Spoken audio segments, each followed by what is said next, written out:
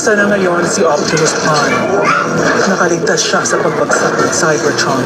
Tunay na natatapos ang rebellion sa oras ng wala ang pinuno. Kaya nasaan na siya? Cliff Jumper ang pangalan ko. Ganyan ka ng Autobot Resistance. Kapag ligtas ako nakabalik.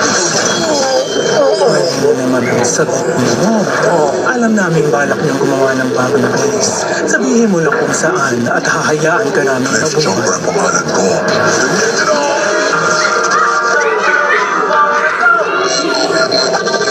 Hindi. Yan ang signal ni P127. Matitrace mo ba?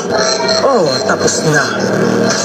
Kung hindi mo sasabihin kung nasaan si Prime, baka umamin ang kaibigan mo. Bakit hindi?